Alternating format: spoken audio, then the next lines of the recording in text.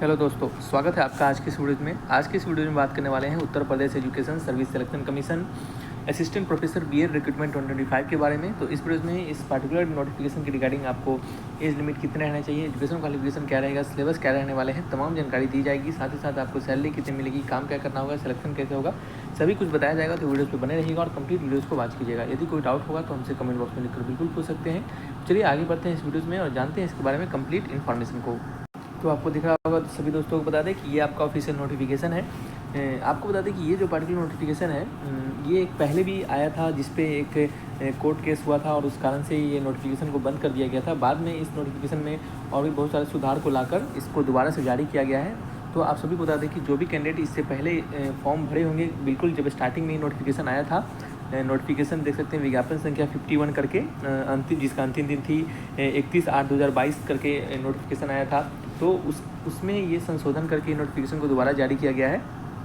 तो बता दें कि जो भी कैंडिडेट पहले इसको फॉर्म को भर चुके हैं वो क्या करेंगे, फॉर्म को फिर से फिलअप करेंगे और उनका जो फ़ी रहेगा, फॉर्म फ़ी, वो एग्जेम्प्टेड रहेगा, यानी उनको फ़ी देने की ज़रूरत नहीं है। लेकिन जो कैंडिडेट अगर फॉर्म नहीं भरना चाहते हैं और वो पहले भर दिए हुए हैं तो वो क्या कर सकते हैं, ऑफिशियल वेबसाइट से जाके आप इसे कॉन्टैक्ट करके आपका जो पैसा है उसे रिफ़ंड भी करवा सकते हैं। ठीक है, चलिए ये सब बातें होती रहेगी, आपको ये छोटा सा जानकारी देना था। आगे बढ़ते हैं, फॉर्म के बारे में कंप्लीट डिटेल्स को देते हैं। ये आपका अभी फॉर्म आया है जिसका कि परीक्षा आपका कह सकते हैं कि आने वाले समय में होगा। तो इसके बारे में आपको बता दें कि ऑनलाइन आवेदन की रजिस्ट्रेशन की जो तिथि है वो 23 मई 2025 से लेकर आपका 13 जून 2025 तक फॉर्म को भरा जाएगा। हालांकि फॉर्म 12 जून 2025 तक को भरा जाएगा और 13 जून तक आपको फ़ी पेमेंट करने का यहाँ पे डेट रखा गया है। ठीक है, और आवेदन पर सबमिट करने की 14 जून 2025 को संध्या 5 बजे तक आप फॉर्म को सबमिट कर सकते हैं। तो कहने का मतलब है कि 23 जून से लेकर आपका 14 जून के बीच में आप इस फॉर्म को भरें। और नेक्स्ट प्रोसेस हमारा क्या है उसे समझते हैं। जैसे कि आपका जो एज लिमिट है वो सब क्या रहने वाला है। सबसे पहले हम आपको समझा दें कि आपका जो आवेदन शुल्क है वो कितना लगेगा। तो समान वर्ग के लिए 2000 रुपये लगेगा, आर्थिक रूप से कमजोर वर्ग यानी EWS के लिए भी 2000 रुपये, और अन्य पिछड़ा वर्ग और उनके लिए 2000 रुपये, और ST SC अनुसूचित जाति अनुसूचित जनजाति के लिए 1000 रुपये का फीस आपको लगेगा यहाँ पे। ठीक है, चलिए आगे बढ़ते हैं। फ़ी को आप पार्टिकुलर इन माध्यम से दे सकते हैं। नेक्स्ट आपको बता दें, आपका यहाँ जो एज है वो आपका न्यूनतम एज नहीं रखा गया है, न्यूनतम एज कुछ भी नहीं है, लेकिन आपका अधिकतम एज जो है वो इस फॉर्म भरने का जो लास्ट डेट है उस तक आपका 62 वर्ष से ज़्यादा नहीं होना चाहिए। यानी इस फॉर्म भरने का जो लास्ट डेट हमारा क्या है, ऊपर हमने आपको बताया है, ऊपर क्या है 24 कहाँ गया 24 जून 2025 है। तो इस डेट से आपका मैक्सिमम जो आपका एज रहेगा वो 62 वर्ष रहना चाहिए, यानी इससे ज़्यादा नहीं होना चाहिए। यदि इस डेट के बाद आपका एज जो है वो 62 से ज़्यादा हो जा रहा है तो आप इस फॉर्म को नहीं भर सकते, तो आपको 62 से कम रहना चाहिए। ठीक है, समझ में आया होगा आपको। चलिए नेक्स्ट आगे बढ़ते हैं और आपको बची हुई जानकारी को देते हैं। इस फॉर्म को भरने के लिए आपका जो एजुकेशन क्वालिफिकेशन है वो क्या मांगा गया है वो आप यहाँ से देख सकते हैं। इसमें 2 प्रकार के एजुकेशन क्वालिफिकेशन है। यदि आपका ये फुलफ़िल करना हो तो ये फुलफ़िल कीजिए, नहीं तो आपको ये फुलफ़िल करना पड़ेगा।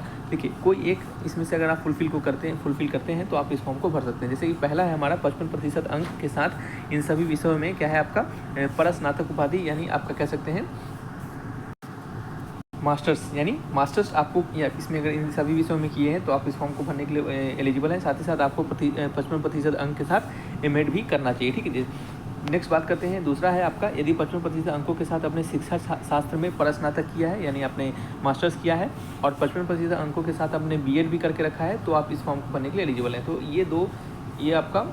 ये दोनों में से आपको दोनों कंडीशन आपको फुलफ़िल करना है, यानी पहला ये कंडीशन या फिर ये कंडीशन। ठीक है, ये भी कंडीशन फुलफ़िल कर रहे हैं तभी फॉर्म भर सकते हैं, या फिर ये कंडीशन फुलफ़िल कर रहे हैं तभी फॉर्म भर सकते हैं। ठीक है, चलिए नेक्स्ट आगे बढ़ते हैं।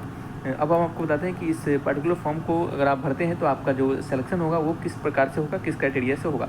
यहाँ जो आपका चयन का जो आधार है, सिलेक्शन का जो प्रोसेस है वो दो स्टेज में होने वाले हैं। पहला रिटन एग्जामिनेशन होगा और दूसरा क्या होगा आपका मौखिक इंटरव्यू होगा। रिटन एग्जामिनेशन जो होगा आपको बता दें ये टोटल 200 मार्क्स के रिटन एग्जामिनेशन रहेंगे और आपका 30 मार्क्स का इंटरव्यू रहेगा। मेरिट जो बनेगा आपका ये 200 + 30 230 मार्क्स को मिलकर आपका मेरिट तैयार किया जाएगा। पहले जो 200 मार्क्स के रिटन एग्जामिनेशन रहेंगे उसमें आपके क्या क्या होंगे, उसमें आपका समान ज्ञान के 60 क्वेश्चन होंगे और वैकल्पिक के 140। वैकल्पिक मतलब आपका जो भी पार्टिकुलर सब्जेक्ट है उस सब्जेक्ट के अनुसार आपका क्वेश्चन 140 रहेंगे। ठीक है, तो आपको ये समझ में आया होगा। साथ ही साथ आपको बता दें आपके जो पहले जो आपके सामान्य ज्ञान होंगे उसमें टोटल 30 प्रश्न होंगे और आपके वैकल्पिक विषय जो होंगे उसमें 70 प्रश्न होंगे। प्रत्येक प्रश्न 2 मार्क्स के होंगे, तो टोटल मार्क्स आपके कितने हो जाएंगे, 200 हो जाएंगे।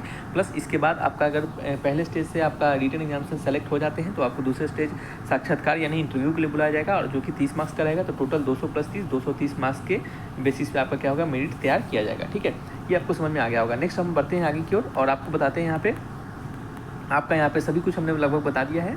सभी कुछ हमने लगभग आपको एज लिमिट हमने बता दिया है, एजुकेशन क्वालिफिकेशन बता दिया है, आपका सिलेबस क्या रहने वाला है, और साथ ही साथ आपको सैलरी क्या मिलेगी और आपका सिलेक्शन कैसे होगा। सिलेक्शन कैसे होगा हमने बता दिया। अब आपको बताएंगे सैलरी क्या मिलेगी आपको। ठीक है, चलिए आगे बढ़ते हैं। चलिए अब सभी दोस्तों को बता दें कि आपका जो टोटल पोस्ट है 107 पोस्ट पे वैकेंसी को निकाला गया है। अगर कैटेगरी वाइज वैकेंसी देखना चाहते हैं तो ये आपका वैकेंसी का डिटेल्स है, जो कि आप यहाँ से देख के समझ सकते हैं। अब हम आपको सैलरी के बारे में डिटेल देने वाले हैं, तो ध्यान से देखिएगा आपको जो सैलरी है वो क्या रहने वाला है। तो यहाँ पे आपको दिख रहा होगा स्पष्ट रूप से आपका कि आपका जो वेतनमान रहेगा वो 15,600 से लेकर 39,100 के बीच में आपका सैलरी रहने वाला है, जो कि जो कि आपका जो ग्रेड रहेगा वो 6000 ग्रेड का सैलरी है। यहाँ पे आपको समय समय के साथ जो आपका देय भत्ता होता है, यानी आपका जो महंगाई भत्ता होगा, DNS अलाउंस होगा, ये सभी चीज़ आपको जो मिलता है वो आपको भी यहाँ पे मिलेगा और बढ़ेगा। ठीक है, तो आपको ये सैलरी समझ में आया होगा अच्छे से। तो चलिए दोस्तों, आपको वीडियोज़ में सारी जानकारी मिल गई है, और आपको ये भी बता दें कि आपका जो एग्जामिनेशन होगा वो आपका प्रयागराज में होगा। आप किसी भी अदर स्टेट से हैं तो भी फॉर्म को भर सकते हैं, लेकिन आपका एग्जामिनेशन जो होगा वो प्रयागराज में ही होगा। ठीक है, और अदर स्टेट से आप अगर फॉर्म को भरेंगे तो आपको जनरल कैटेगरी में ट्रीट किया जाएगा। तो ये आपको समझ में आया होगा। यदि आपको कोई डाउट होगा तो हमसे कमेंट बॉक्स में लिखकर पूछेगा। सारी जानकारी हमने यहाँ पे दे दी है। तब तक के लिए रखते हैं इस वीडियो को, मिलेंगे नेक्स्ट वीडियो में। Thanks for watching.